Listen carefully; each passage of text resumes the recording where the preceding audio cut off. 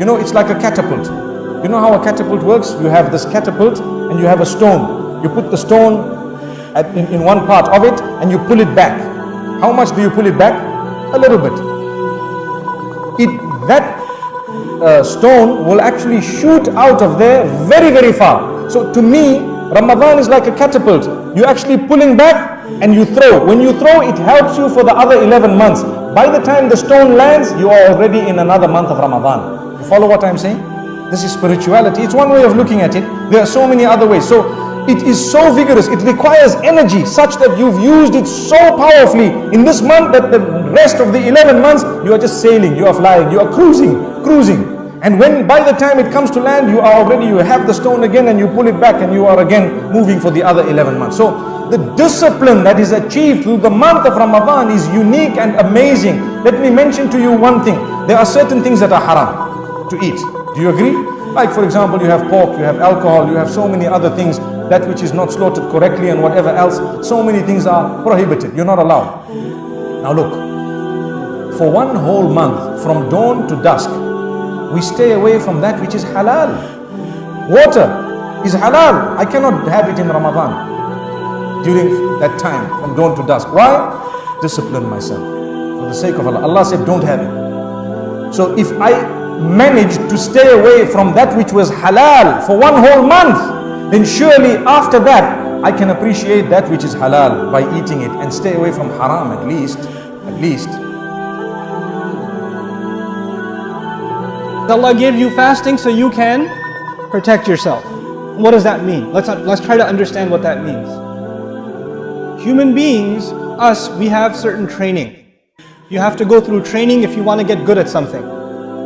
Especially physical training. Like if they want to become a soldier or they want to become a police officer, then they have to go through certain kinds of training.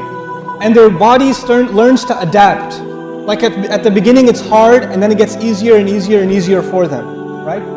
And this idea of training, putting yourself in difficulty, it helps you in by the way, when you're in training, things are easy. When you're in the training program, things are easy. Like for example, when they train firemen, they set up a fire to put it out, but they control the fire. It's not like a real fire in a building. It's controlled, so it's easier. They make you jump down a building, but it's easier. It's not like the real thing. They go easy on you, and then when you get good enough, then they put you in the real life situation. You understand that, right? Now the same thing happens with fasting. Fasting, you're constantly feeling something, aren't you? Constantly feeling thirst. You're constantly feeling hunger. There is not a minute that goes by that you're not feeling it. Your throat is fighting with you.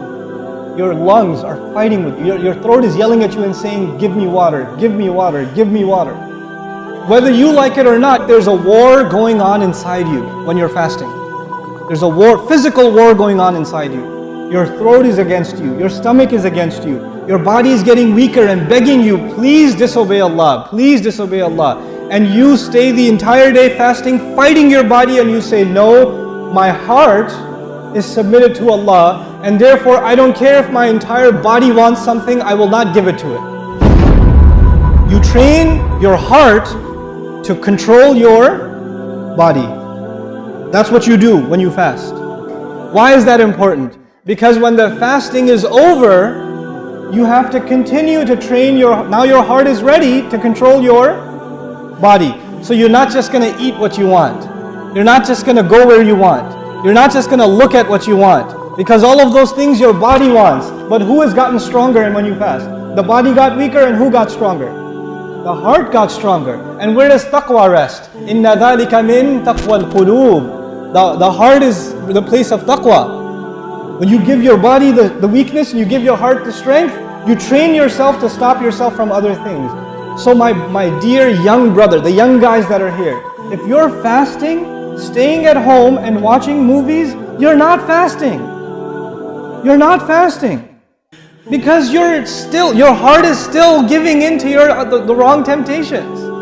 The entire exercise of fasting is you constantly remember, yeah, just like I'm fighting my stomach, just like I'm fighting my throat, I gotta fight my eyes.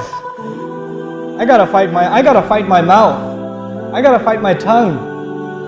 I gotta fight my desires. I gotta fight my hormones. I have a fight with everything now. The thing we see is the drinking and the eating. But everything else, fasting is your training for real life. And by the way, I told you when training goes on, then it's easier. Controlled fire, controlled situations. What does Allah do? Does Allah make fasting in Ramadan easier? Does He cage up shaitan? Does He put the shaitan away? He does, doesn't He? He's going easy on you. So your heart can get a chance to train and get better without being in the battlefield. The second Ramadan is over, Eid Mubarak, guess what? Shaitan is out. And the war begins. And all of that training will now come in handy. But if you didn't train yourself properly, look, just to help the younger guys here, this is for the younger guys especially. If a guy wants to join the army, he has to go through physical training. So they make the guy jump over a wall or climb a wall and go on the other side. So two guys join the military. One of them jumps over the wall, the other one goes around the wall. They both got to the other side. You have to do it 10 times. One guy jumps over it 10 times, the other guy walks over it 10 times. Right?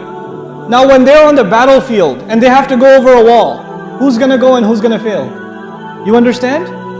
They both can say, I did it, I made it to the finish line. Well, that's what you wanted, to reach the finish line. I did it. You will fast and your brother will fast, but your fasting will not be the same. It won't be the same. There's the guy who applied himself and actually trained himself, and the guy who didn't train himself, they're not going to get the same results.